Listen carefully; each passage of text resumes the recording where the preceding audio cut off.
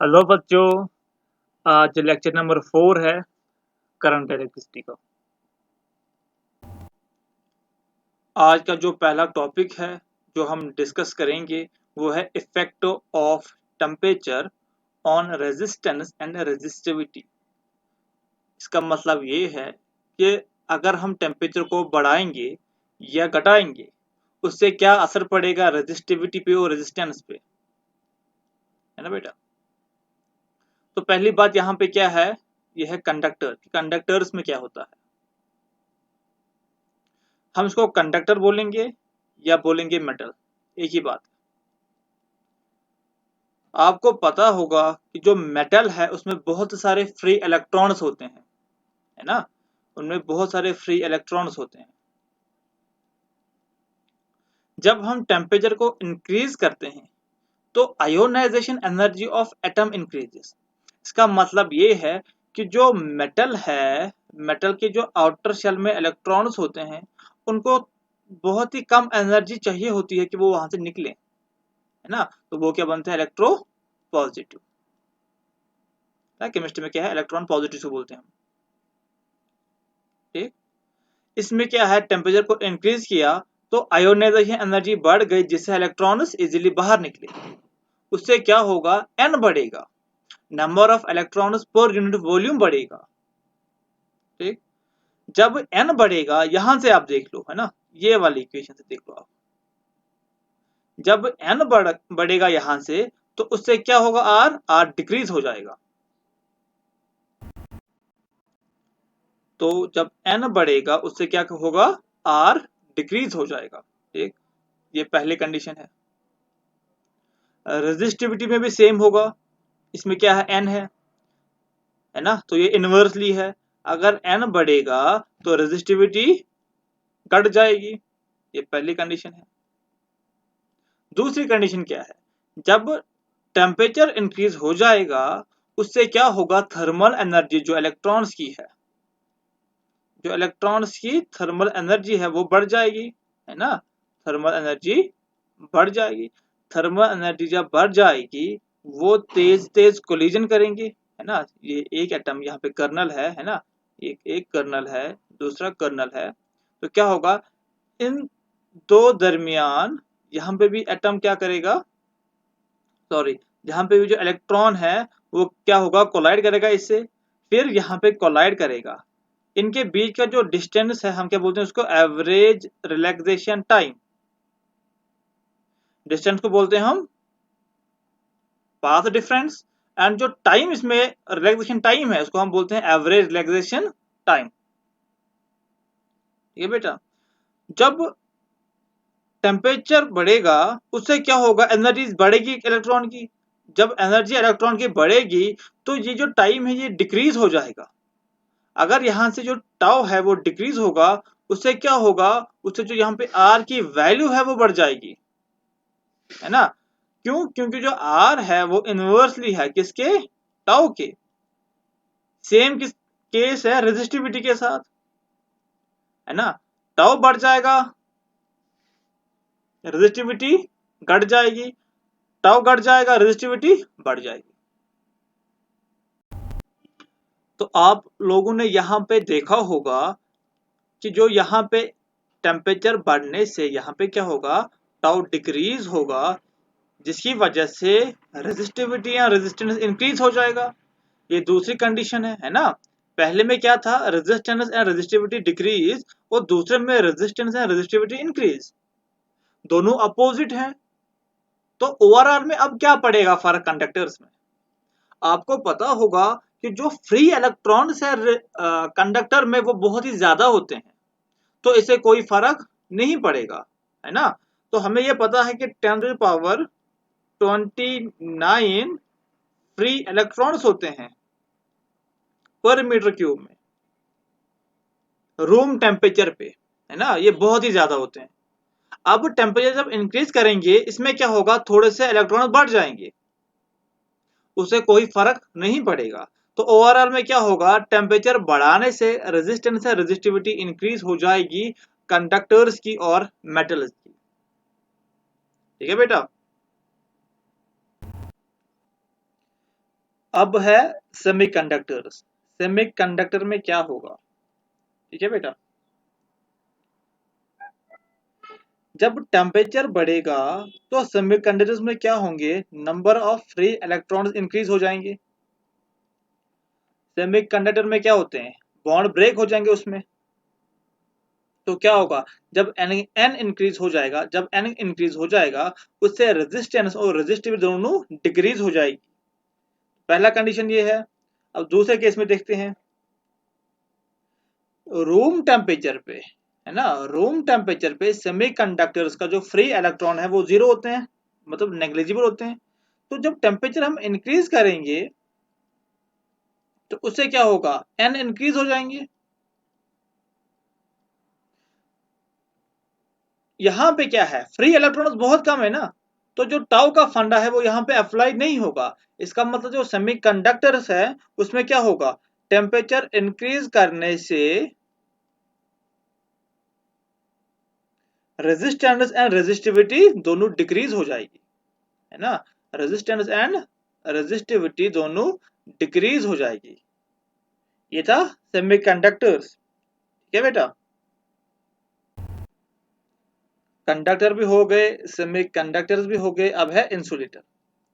जो ये इंसुलेटर है ये तो इलेक्ट्रिसिटी अपने आप में पास नहीं होनी देती, मतलब इसका केस ही नहीं बनता, इस पे टेम्परेचर का इफेक्ट नहीं पड़ता है, ठीक। कंडक्टर्स में क्या होते हैं, रेजिस्टेंस इंक्रीज, टेम्परेचर इंक्रीज करने से रेजिस्टेंस और रेजिस्टिव दोनों इंक्रीज होती है। सेमीकंडक्टर्स में क्या होता है, टेम्परेचर इंक्रीज करने से रेजिस्टेंस और रेजिस्टिविटी दोनों डिक्रीज हो जाती है। डिक्रीज इसलिए हो जाती है क्योंकि टेम्परेचर जब इंक्रीज होता है नंबर ऑफ फ्री इलेक्ट्रॉन्स बढ़ जाते हैं, है ना।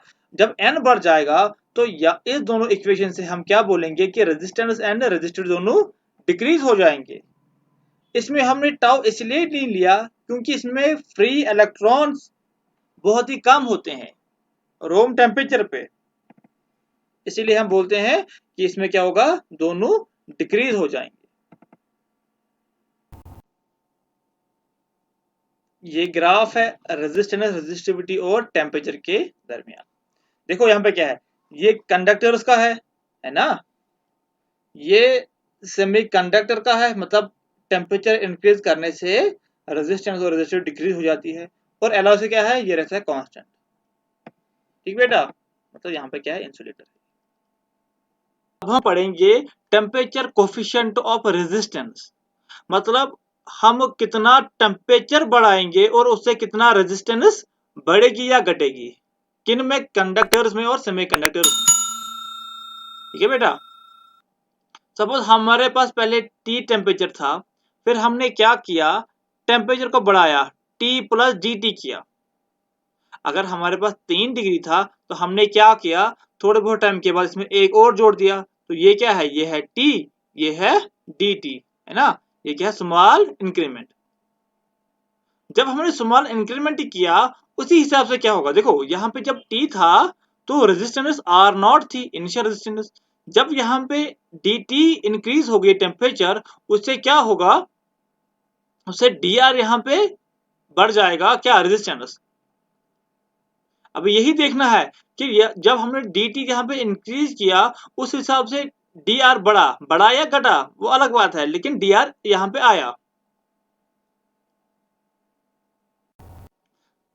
जो ये डी आर यहाँ पे बढ़ा, ये डिपेंड करता है डी टी में, मतलब कितना टेम्परेचर बढ़ा उसी हिसाब से डी टी भी बढ़ा, मतलब डी आर कितना बढ़ा वो डी टी के हिसाब से बढ़ेगा। और जो डी आर है ये डिपेंड होता है कि इसकी इनिशियल रेजिस्टेंस कितनी थी और नॉट कितनी थी। तो जब हम यहाँ पे इनको मिलाते हैं तो इक्वेशन क्या बन जाएगी, आर नॉट डी टी। तो प्रोपोर्शनलिटी कांस्टेंट को हटा, जब हमने हटाया तो यहाँ पे क्या आया, यहाँ पे अल्फा आया। इसी अल्फा को हम बोलते हैं कोफिशिएंट ऑफ रेजिस्टेंस या टेम्परेचर कोफिशिएंट ऑफ रेजिस्टेंस, ठीक। हमें क्या निकालना है, हमें निकालना है आर फाइनल। तो आर फाइनल कैसे निकलेगा, है ना, यहाँ पे डी आर है तो कैसे निकलेगा, हम इसको इंटीग्रेट करते हैं। यहाँ पे हमने इंटीग्रेट इसको किया, कहां से, इनिशियल टू फाइनल। तो यहाँ पे इसको भी करते हैं, फिर from T initial to T final. इसका क्या होगा, इसका तो क्या निकलेगा यहाँ पे 1 डॉट डी आर है, इसकी इंटीग्रेशन क्या निकलेगी आर, है ना। तो यहाँ पे क्या आएगा upper limit R F minus lower limit R naught equals to, यहाँ पे जो आर नॉट है वो है कांस्टेंट बाहर निकलेगा तो बाकी सेम ही रहेगा। यहाँ पे क्या है R F minus R naught equals to R naught यहाँ पे आया एल्फा, यहाँ पे क्या आएगा T F minus T I, मतलब T final minus T initial, है ना। तो देखो यहाँ पे मैंने ये क्यों किया, क्योंकि यहाँ पे हमने जो अल्फा है उसको लिया कांस्टेंट, है ना। अगर अल्फा कांस्टेंट है तो ये बाहर आएगा, अगर कांस्टेंट नहीं है तो फिर यहाँ पे उसकी इंटीग्रेशन हो जाएगी। कभी अल्फा को बोलेंगे कि ये क्या है, ये टेम्परेचर पे डिपेंड करता है, तो फिर ये स्टेप यहाँ पे नहीं आएगा। ठीक, तो क्या होगा देखो यहाँ पे भी आर एफ है, आर नॉट है, आर नॉट है, आर नॉट सेम है, तो हमने इस आर नॉट को यहाँ पे भेजा, क्या बनेगा R naught 1 plus alpha T F minus T initial, है ना। जो ये T F minus T initial है इसको हम बोलेंगे डेल्टा टी, मतलब चेंज इन टेम्परेचर। ये इक्वेशन है, इसको बोलते हैं टेम्परेचर कोफिशिएंट ऑफ रेजिस्टेंस की इक्वेशन। ये यहाँ पे क्या है, कितना हमने टेम्परेचर को इंक्रीज किया उस हिसाब से कितना यहाँ पे रेजिस्टेंस पे असर पड़ेगा, है ना, वो हम इस इक्वेशन से निकाल सकते हैं। R F equals to R naught 1 plus alpha delta T. तो अगर हम इसी को रेजिस्टिविटी के टर्म में लिखेंगे तो क्या आएगा, यहाँ पे आएगा resistivity final length upon area equals to resistivity initial length upon area, और यहाँ पे क्या आएगा 1 प्लस एल्फा डेल्टा टी। देखो L से L काटा, A से A कटा, तो यहाँ पे क्या आएगा, यहाँ पे आएगा resistivity final equals to resistivity initial 1 plus alpha delta T. यह रेजिस्टिविटी की इक्वेशन है ना, coefficient of temperature coefficient of resistivity, ये उसकी इक्वेशन है। ठीक, अब जो यहाँ पे जो अल्फा है वो अल्फा को हम भी निकाल सकते हैं, तो अल्फा क्या आएगा, रीअरेंज करेंगे इक्वेशन को, इसको या इसको, तो अल्फा आएगा ना, इसको हम करेंगे रीअरेंज, अल्फा आएगा R final minus R initial divide by R naught delta T, ये अल्फा की वैल्यू है ना, टेम्परेचर कोफिशिएंट ऑफ रेजिस्टेंस की वैल्यू, और इसका जो यूनिट है वो आएगा पर सेल्सियस इनवर्स, नहीं, या तो हम बोलेंगे इसमें ये क्या है पर सेल्सियस और पर केल्विन, है ना, ये इसकी यूनिट। अगर आप यहाँ पे गौर से देखोगे तो आपको पता चलेगा कि जो कंडक्टर है उसके लिए जो अल्फा है वो पॉजिटिव है, और जो सेमीकंडक्टर है उसके लिए जो अल्फा है वो नेगेटिव है, और जो एलॉयस है उसके लिए नियरली 0 है ना। वो आपको तब समझ आएगा जब आप यहाँ पे वैल्यूज पुट करोगे तो आपको ये पता चलेगा। Colour coding of carbon resistors. ठीक, कमर्शियली हम जो रेजिस्टर यूज करते हैं वो होते हैं एलॉयज के रेजिस्टर्स, है ना, किसके एलॉय के रेजिस्टर, और ये जो एलॉय है हम इसी के रेजिस्टर अपने एक्सपेरिमेंट में यूज करते हैं, क्योंकि इस पे टेम्परेचर का इफेक्ट नहीं रहता है और इनका जो रेजिस्टेंस है वो कम है। कभी एक्सपेरिमेंट में हमें रेजिस्टेंस बहुत ज्यादा चाहिए होती है तो इसकी रेजिस्टेंस क्या है, फिक्स है, मतलब कम है। तो अगर हमें रेजिस्टेंस ज्यादा चाहिए होती है तो हमें क्या करना होता है, हमें बहुत सारे अलॉयज को जोड़ के एक बड़ा अलॉय बनाना पड़ता है जिसकी रेजिस्टेंस हाई हो, तो उसकी लेंथ बहुत ज्यादा होती है ना। इसीलिए हम क्या करेंगे, बड़े एक्सपेरिमेंट में हम इसको रिप्लेस करते हैं कार्बन रेजिस्टर के साथ। ये जो कार्बन का रेजिस्टर है इसकी रेजिस्टेंस बहुत ही हाई है और साइज स्मॉल है। रेजिस्टेंस हाई कैसे है? क्योंकि इस पे टेम्परेचर का असर पड़ता है ना। हम क्या करेंगे, टेम्परेचर को बढ़ाएंगे, रेजिस्टेंस बढ़ जाएगा। और ये स्मॉल होने की वजह से इसमें क्या होगा, हम इस पे लिख नहीं पाते हैं ना। ये सिलेंडर शेप ऐसे होता है, ये बहुत ही स्मॉल होता है, इतना स्मॉल होता है कि हम इस पे वैल्यू नहीं लिख पाते हैं कि इसका वैल्यू कितना है। इसीलिए हम इसमें ऐसे स्ट्रिप डालते हैं, 1 2 3 4 स्ट्रिप इस पे होती हैं और ये 4 स्ट्रिपें हमें बोलती है कि इसका रेजिस्टेंस ओवरऑल कितना है। इसी को हम बोलते हैं colour coding of carbon resistor. ठीक, इसके ये कलर हैं, हमें यही वैल्यू देते हैं इसकी कि इसका कितना रेजिस्टेंस है। ये जो कलर कोडिंग कार्बन रेजिस्टर्स हैं इसमें क्या होते हैं, ये ऐसे होता है, इसमें 4 रिंग्स होती हैं, 1 2 3 और 4 रिंग्स होती हैं, है ना। पहले की जो 2 रिंग है ये नंबर देते हैं, हमें वैल्यू देते हैं। ठीक, जो तीसरा है ये हमें मल्टीप्लायर देता है या ऑर्डर ऑफ मैग्नीट्यूड से बोलते हैं। जो फोर्थ वाला है ये हमें देता है परसेंटेज वेरिएशन। मतलब अगर हमें कोई वैल्यू निकला, सपोज ए वैल्यू निकला, तो शायद इसमें कुछ एरर होगा, तो हम उसको बोलते हैं कि प्लस माइनस कुछ परसेंटेज होगा, है ना। तो हम इसी को बोलते हैं वेरिएशन या बोलते हैं इसको टॉलरेंस।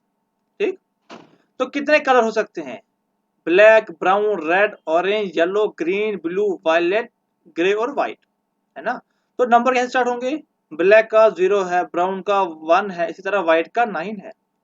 मल्टीप्लायर का मतलब है 10 टू द पावर, यहाँ पे 0 है तो ऊपर 0 आएगा। अगर ये 1 है तो 10 टू द पावर 1 आएगा। इसी तरह लास्ट में जो 9 है ये आएगा 10 टू द पावर 9, है ना। और जो परसेंटेज वेरिएशन है, तो यहाँ पे क्या है, गोल्ड का प्लस माइनस 5% है, सिल्वर का प्लस माइनस 10% है। नो कलर अगर नहीं हो और फोर्थ बैंड है, इसका कोई कलर नहीं होगा, ये होगा ही नहीं, उसका क्या होगा, प्लस माइनस 20%। ठीक, इस तरीके से इस पे रेजिस्टेंस दी होती है, तो हम निकाल सकते हैं। सपोज पहले वाला ब्राउन है, दूसरे वाला ब्लू है, जो तीसरे वाला है वो रेड है और फोर्थ वाला जो है वो गोल्ड है। तो इसकी रेजिस्टेंस कैसे हो गई, अगर पहले वाला ब्राउन है तो यहां से क्या आएगा, 1 आएगा। दूसरे वाला क्या है, यहाँ पे ब्लू है, तो ब्लू क्या है, 6, तो 1 6 आएगा। ठीक, अब मल्टीप्लायर है तो मतलब मल्टीप्लाई रेड, रेड का कितना है, यहाँ पे 2 है तो 10 टू पावर 2, 10 टू पावर 2।